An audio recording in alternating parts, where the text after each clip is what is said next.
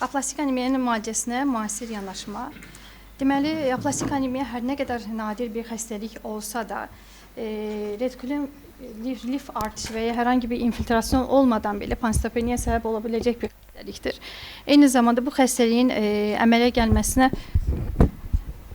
gəlməsində ən böyük rol oynayan immun zədələnmələrdir. Bunu daha sonraki slaytlarda daha açıq açıqlayacağım inşallah. Xəstəliyin əsas iki forması vardır. Qazanılmış və irsi formalar vardır. İrsi forması Fanconi anemiyası, diskeratosis congenita, Diamond-Blackfan anemiyası, Schwachman-Diamond sindromu bunlara aiddir. İndi gəldik yaranma səbəblərinə. Normalda məsələn aplastik anemiya əksər hallarında xəstəliyin altda yatan nədənləri çox vaxt bəlli olmur və buna idiopatik aplastik anemiya deyilir. Amma əldə olan hipotezlərə əsasən müəyyən yaranma səbəblərimiz də vardır. Bunlar stotoksik dərmanlar, radiasiyadır, dərman reaksiyalar daxildir. Dərman reaksiyalarında bəzən doza bağlı olaraq aplastik anemiya da yarana bilir. Bəzən isə tamamən doza bağlı olmadan idiosinkratik dərman reaksiyalar dediyimiz hallar yaşanır. Bunu da daha öncədən bilmək olmur. Yəni çox az bir dozda belə bir dəfə belə verilmiş olsa eyni aplaziya yaranmış ola bilər. Hətta günlər, həftələr sonra belə mümkündür. Lakin bunun təsbit olunması biraz daha çətin bir məsələdir. Toksik kimyəvi maddələr, benzindir, pestisidlər, herbislər sayəsində mümkündür. Bəzi viral infeksiyalar, Epstein-Barr ola bilər, stomegalovirus ola bilər, hepatitlər ola bilər. Və ya bayaq dediyim kimi əksər hallarda aplastik anemiyanın əsas səbəbləri immun pozulmalardır və bunlardan bəziləri də bəzi xəstəliklərin fonunda da yarana bilir. Eznofilik fastitit olsun, sistemik lupus erytematosus olsun, GVHD olsun və ya digər hallar adı altında paylaşdığımız paroksizmal nökturnal hemoglobinuriya olsun, timoma, hamiləlik, anoreksiya nervozu olsun. Xəstəliyin epidemiologiyasına gəldikdə isə bayaq dediyim kimi xəstəlik yetər qədər nadir rastlanan bir xəstəlikdir. Qərb ölkələrində adətən 1 milyonda 2 nəfərdə rastlanır.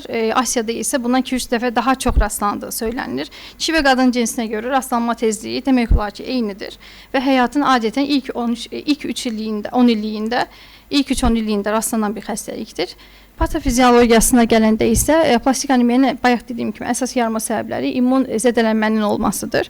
Və bu səbəbdən dolayı sümük illiyində destruksiya baş verir, yəni supressiya səbəb olur. Əsas bu mexanizmin əsasında duran isə sitotoksik limfositlərdir və tip 1 sitokinlər eyni zamanda əsas səbəbkar kimi görünür. Lakin T regulyator limfositlərin keyfiyyət və kəmiyyət baxımından da azlığı eyni zamanda kök hüceyrələrin destruksiyası gətirib çıxara bilir. Çünki bildiyimiz kimi T regulyator limfositlər immun düzənləmədə çox böyük rol oynayırlar. Digər sitokinlərdən adını çəkə biləcəyim interferon gamma var.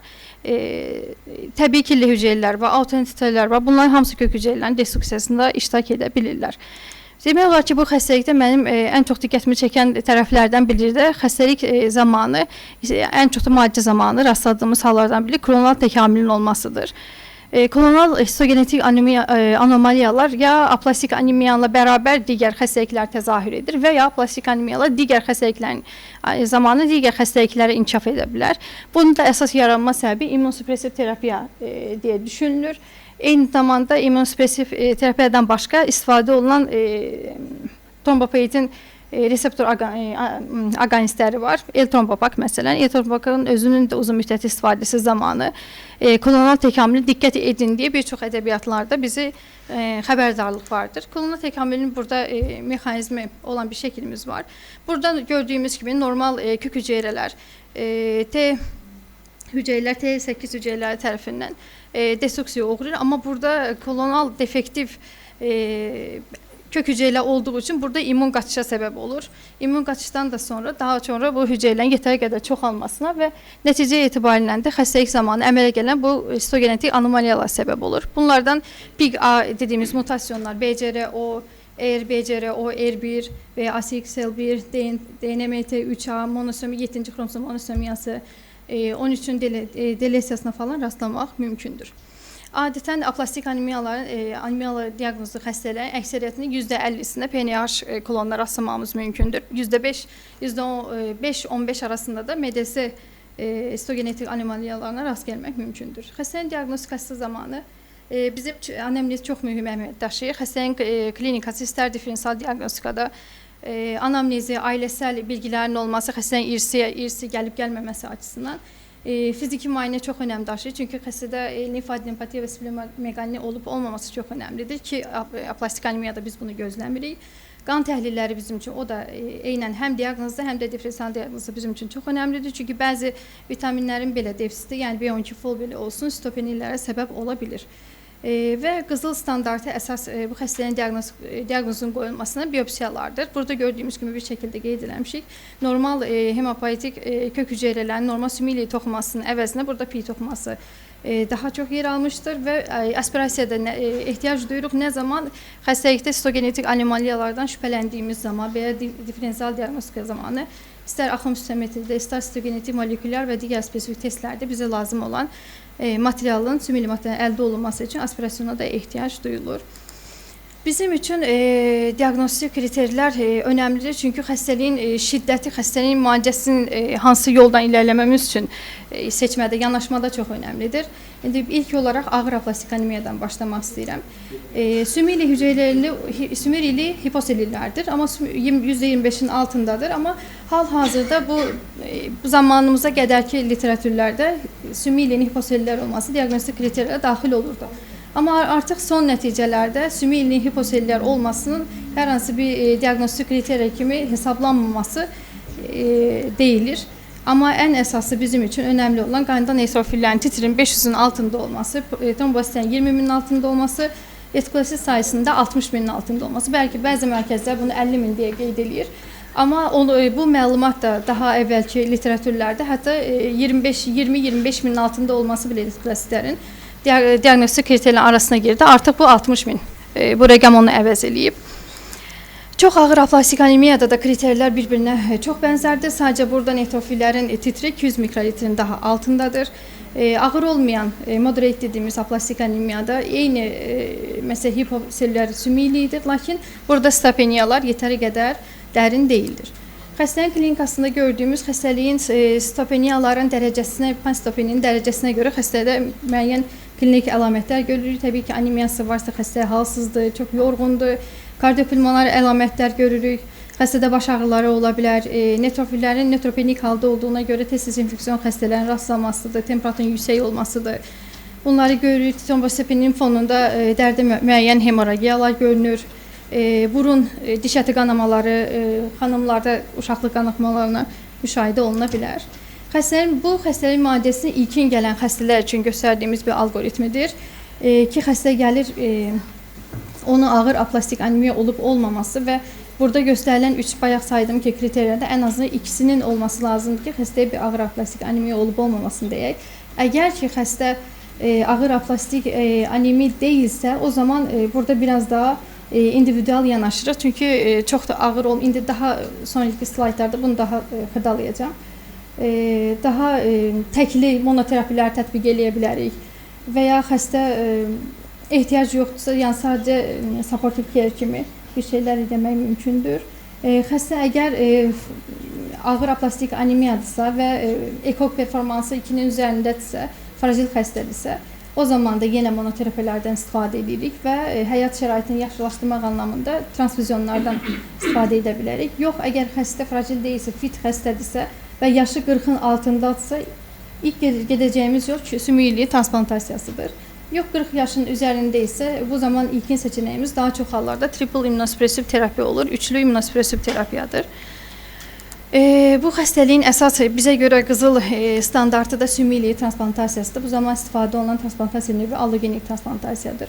40 yaşa qədər olan xəstələrdə daha çox HLA tam uyumlu qohum donorlarımız varsa, ilkin seçimimiz və ən ideal seçimimiz sümüklü transplantasiyası olacaq və tam uyumlu qohum donorumuz olmadığında belə, yəni tam uyumlu qeyri-qohum donorlardan belə istifadə oluna bilər. Hətta müasir hematologiyada artıq daha alternativ bunlar olmasa belə, alternativ transplantasiyalara, hətta yarı uyumlu haploidentik donorlara belə müraciət oluna bilir. Niyə sümüklü transplantasiya eləməliyik? Çünki bu zaman sümüklü hüceyrələrin daha tez sürətdə bərpası, daha uzun sağ qalım avantajı verir. Ciddi infeksiyon risklərin, klonal təkamülün daha az riskinin olması, transfüzyondan asılı olma riskinin daha az olması kimi bizə avantajlar sağlayır. Bu da sümüklü transplantasiya zamanı yenə də ilkin görəcəyimiz ilkin alqoritmdir. Burada da əgər xəstədə tam uyumlu qohum donoru varsa, mütləq şəkildə, yəni transplantasyon o şəkildə həll olunur. Əgər ki yoxsa, tam uyumlu qeyri-qohum donorlardan transplantasiya olunur. O da yoxsa, yenə də 7-8 uyumlu və haploidentik və ya umbilical cord donorlardan istifadə oluna bilər. Sümük ili transplantasiya zamanı burada bizim əsas sümük iliyi götürək, sümük ilinin kök hüceyrələrimizin əsas kaynağı sümük iliyidir. Niyə? Çünki bizim burada artıq tümör qraf versus tümör effektinə hər hansı bir ehtiyacımız olmadığı üçün sümük iliyindən rahatlıqla bu qaynaq olaraq ala bilərik. Eyni zamanda sümük iliyindən alacağımız kök hüceyrələrinin transfuziyası zamanında biz daha sonraki post-transplant dövrdə kəskin və xroniki civiliyyət riski də daha azdır. İstifadə olunan hazırlama rejimlərindən fludarabin, siklofosfamid, ATG, TBI-li, yəni tüm vücud şüalaması olaraq və olmayaraq və ya siklofosfamid, ATG rejimlərindən istifadə oluna bilir. Burada bir klinik çalışmalı ifadə eləməyə qoymuşam. American Society of Hematology-nin xəstələr üzərində hansı transplantasiya üzrə hansı rejimlər istifadə eləyəkdə bir klinik çalışmasıdır. Xəstə uyumlu qohum donorlardan alınmış xəstələrə 4 rejim tətbiq olunur. Burada göstərdiyim kimi HLA uyğun donorlarda fludarabin, siklofosfamid, ATG, siklofosfamid, ATG, siklofosfamid, fludarabin, bir də busulfan siklofosfamid. Amma bunlarda transplantasiya öncəsi olan hazırlanma rejiminin sonrasında xəstələrdə sağ qalımlar sadəcə ilk iki hazırlanma rejimindən sonra uzandığı bəlli olur və o zaman uyğun tam matched related donorlarda, uyğun qohum donorlarda sadəcə ilk iki hazırlanma rejiminin istifadə olunması məsləhətdir. Amma qeyri-qohum uyğun donorlarda isə bu zaman hər 4 rejim yenə də tətbiq olunub, amma burada sağ qalımla ilgili hər hansı bir dəyişiklik olmayıb. Bir də eyni çalışmada TBI-nin istifadə olunub olmaması və ya hansı dozda, yəni tüm vücud ışınlanmasının istifadə olunub olmaması və ya hansı dozda istifadə olunması ilə bağlı yenə bir çalışma aparılıb. Birində 200 sentiqrey şüalanma istifadə olunub, digərində isə 400 və ya şüalanma olaraq olmayaraq da, amma burada da yenə də sağ qalma hər hansı bir fərqi ifadə eləmədiyi ortaya çıxıb. Amma burada bu çalışma öncəsi çox xırda bir nüans da olsa, yəni bizim üçün gələcəkdə GVHD riskinin, kronik deyil də kəskin GVHD riskinin daha az olması açısından bir önəmli bir tərəfidir ki, burada dovşan qaynaqlı ATG-nin istifadə olması bizə daha çox fayda sağlayıb, nəinki at. Bu zaman hətta kəskin GVHD-lərdə daha çox azalma müşahidə olunur. Bu da sümük ili transplantasiyası sonrasında GVHD-yə rastlamayaq deyə istifadə olunan rejimlər üçün mənim apardığım bir araşdırmalardan biridir. Burada digər nakillərdən fərqli olaraq haplonakil üzərindən bir araşdırma apardım ki, daha maraqlı olan yarı uyumlu nakillərdə. Burada iştirak edən 27 xəstə iştirak eləmişdir. 27 xəstə üzərindən nakil sonrasında istifadə olunan siklofosfamid, post-transplantasyon siklofosfamid istifadə olunmuşdur. Xəstələrin artıq ilk 6 ayda belə %92-sində tam remisyon əldə olunmuşdur. 100-cü günündə akut GVHD sadəcə %7-sində görülür. 3 ilin tamamında da xroniki GVHD sadəcə %2-%4-ündə görülür xəstələrdə.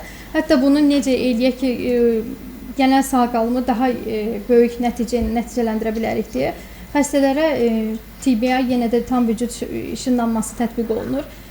Bir qrupuna 200, digər qrup 7 nəfərə 200 sentiqreylə şüalama verilir, digərinə isə 400 sentiqrey şüalama verilir. İlk 7 xəstədə 200 daha az doz şüa alan xəstələrdə 7-sindən 4-ündə qraf yetməzliyi rastlanır. Amma 400 sentiqrey istifadə olunan xəstələrdə isə hətta demək olar ki, çox cüzi bir GVHD minimum əlamətləri ilə %100 bir sağ qalım əldə olunur. Bu böyük bir nəticədir, özelliklə haploidentik nakil açısından. Sümük ili transplantasiyası zamanı, transplantasiyası sonrasında da rast gəlinən relapslarla bağlı apardığımız aparılan çalışmanın nəticələrini qoydum bura. Bu, mənim üçün 2 istiqamət burada əldə elədik.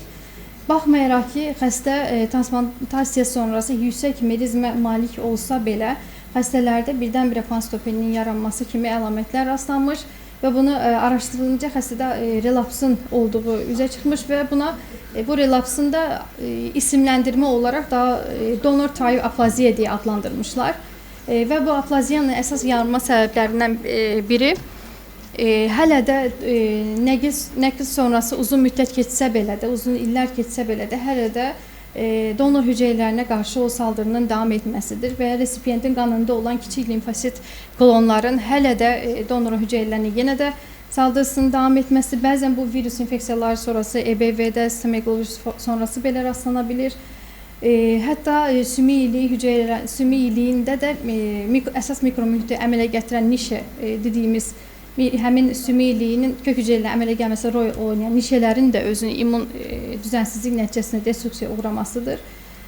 Bəzən verilən hüceyrələrin içində, kök hüceyrənin içində CD34-ün yetərli qədər sayda olmaması, 40-ın üzərində hemotransfüziyanın olması, bunlar belə, yəni hətta hazırlanma rejimi belə sonradan relapsın üzə çıxmasına böyük rol oynayır və bu kimi halların tək və qarşısını almaq üçün tək üsul yenə də ikinci bir nəqlin olmasıdır. Çünki burada da aparılan pediatrik bir klinik çalışmadır. 11 pediatrik bir hematoloji xəstə, 11 nakil olmuş xəstə, bunun 9-u tam uyumlu qohum donordan, ikisi isə qeyri-qohum donordan nakil olmuşdur. Bu 11-də də eyni donor tayp aplaziya relaps müşahidə olunur və bunlara DLI-da, yəni istər CD34 seleksiyonlu transplantasiya belə immunosupressiv terapiya da eləsələr, yenə də nəticə vermir və bu xəstələr direkt ikinci nəqlə aparırlar. İkinci nəqildən sonra yenə həmin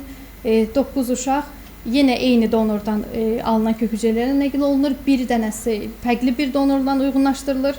Digəri isə sadəcə bir xəstə isə L-trombopag istifadə olunaraq olur.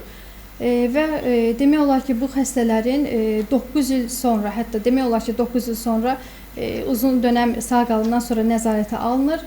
Və bunların 6-sında tam kürativ sağalma görülür, amma 4-ündə isə yenidən relaps rastlanır. Hətta o da yenidən 3-cü nakilə belə xəstələri aparırlar ki, çünki başqa cür yolumuz yoxdur xəstənin sağalmasında.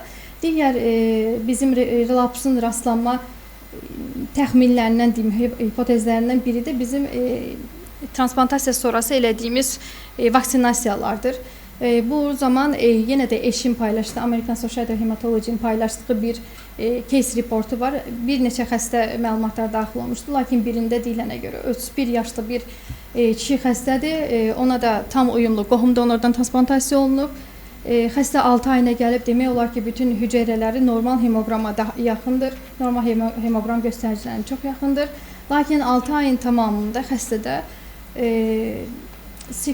siklosporinin dozu azaldıldıqdan sonra xəstəyə inactivated influenza aşısı vaksinasiya olunur və bundan sonra xəstənin qanında bir həftə içində kəskin bir düşüş görülür. Hətta retikulositlərin sayı daha öncə, yəni 70 minin üzərindəykən birdən-birə 27 minin altına belə düşməsi görülür. 4 hətta həftənin tamamında isə ümumiyyətlə retikulositlər təsbit edilməyəcək qədər az sayıya gəlir.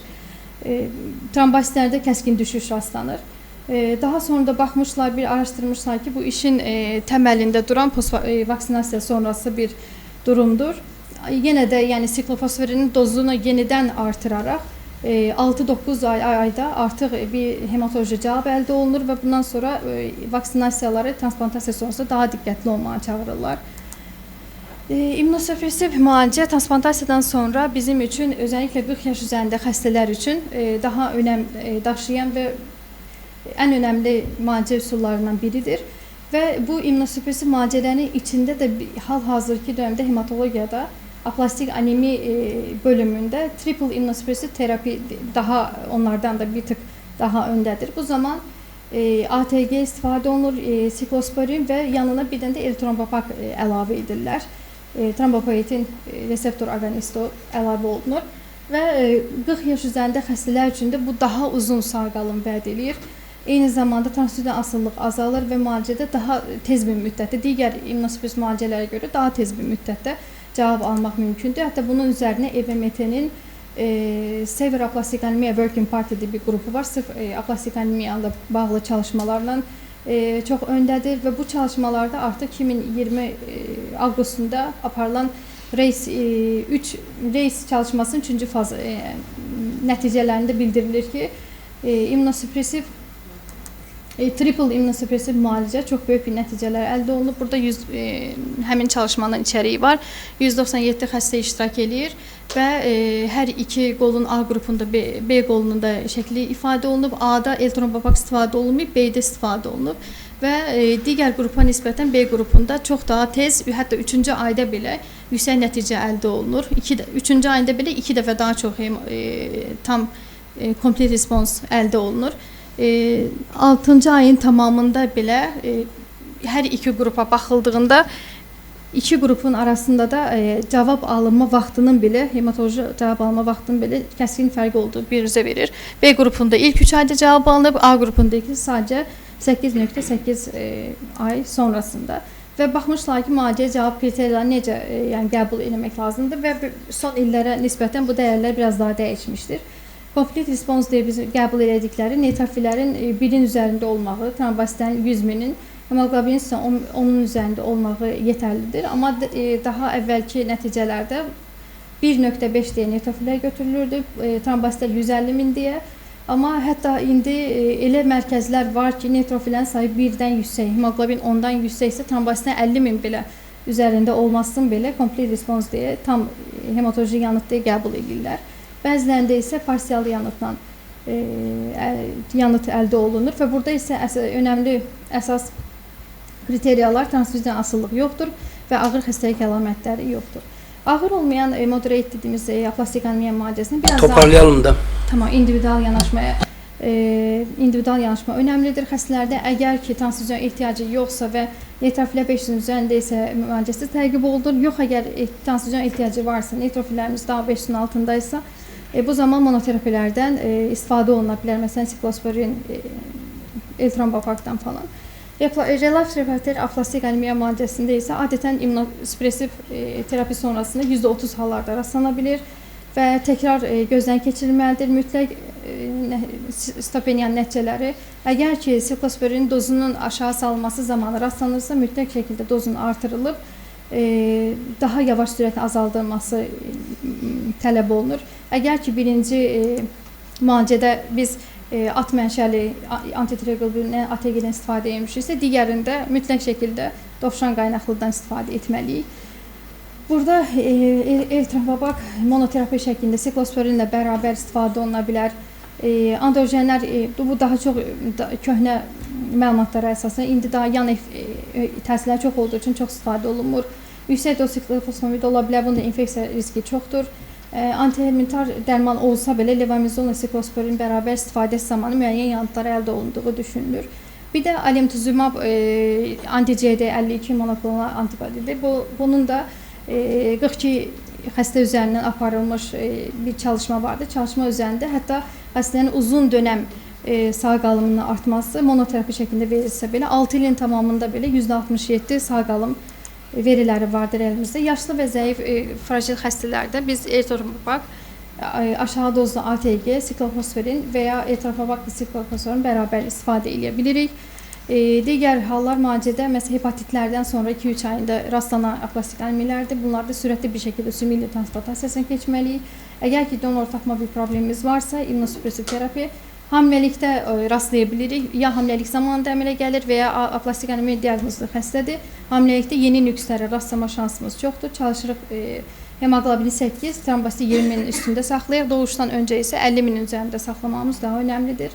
PNH klonu dediyimiz aplastika bir-birinə dönüşə bilən bir xəstəlikdir. Daha çox bizdə sümük transplantasiyası önəmlidir. Çünki bu zaman PNH klonu da itir, amma immunosupressiv terapi zamanı artıq bu klonun itməməsinə rastlayırıq. Əgər ki, paroksizmal nökturnal hemoqlobinuriyanın klinik əlamətləri, tromboz, hemoliz, düz kas distoniyası rastlanırsa, mütləq eklizumab da bu işin içinə girir. Müalicə şəklində başlayır. Dəstək müalicəni Səlimə hocamız, Əkbər hocamız dedilər, transfüzyonu, mən bura çox girməyəcəm. Mütləq ki, biz şüalandırmalı və leykosit filtrələnmiş komponentlərini istifadə edirik. Bizim üçün böyümə faktorlarını artıq L-trombopaq yerini ala biləcək bir ava-trombopaq gəlir. Bu faz çalışma hələ nəticələr tam bəlli deyil, amma erkən nəticələrdə çox böyük yanıtlar. Hətta eltrambopaqa nisbətən onun hepatotoksitesi çox az olduğu üçün çox önəm daşıyacağı bəllidir. İnfeksiyon profilaktikasında antifungallar, varokonazol, posakonazol, bakterium antivirallar, asiklavir, valasklavir istifadə edirik. Digər dəstək müalicələrdə bizim xəstələrə çox götürəcəyimiz transfuziyalar sonrasında xelatorlara ehtiyac ola bilər. Defrosiroksu rahatlıqla istifadə edə bilirik, amma renal funksiyaya diqqət edirik mütləq. Deferipron, agronisitoz verdiyi üçün istifadə eləmirik.